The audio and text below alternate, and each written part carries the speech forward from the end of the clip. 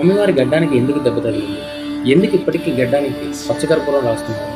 తిరుమల ఆలయంలో ఆచారాలను పునరుద్ధరించిన ఆచార్య పురుషుడు శ్రీ రామానుజాచార్యుల వారు తిరుమల యొక్క గొప్పతనాన్ని తన శిష్యులకు బోధిస్తూ, భగవంతుడు అలంకారప్రియ అయినందున తనను తాను పుష్పాలతో అలంకరించుకోవడం చాలా ఇష్టమని చెప్పారు.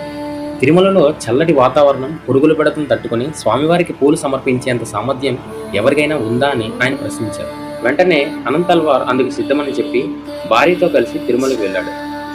భగవంతుని పుష్ప కైంకర్యం కోసం ఒక అందమైన ఉద్యానవనాన్ని అభివృద్ధి చేయాలనే ప్రయత్నంలో అనంతల్వార్ మొదట మొక్కలకు నీరు పెట్టడానికి ఒక చెరువును తవ్వాలనుకున్నాడు. మొత్తం కొండ ప్రాంతం ఉండడం వల్ల మట్టిని తీసుకురావడానికి కొంచెం దూరం వెళ్ళి రోజు మట్టి తీసుకొచ్చేవారు. అనంతల్వార్ భార్య గర్భవతి అయినందువల్ల ఈ మట్టి తీసుకొచ్చేటప్పుడు కొంతసేపటిగా అలసిపోయేది. అది చూసిన స్వామివారు 12 ఏళ్ల బాలుడిగా ఈ జంటను సంప్రదిస్తారు. దానికి అనంతల్వార్ సహాయం తీసుకోవడానికి నిరాకరిస్తారు.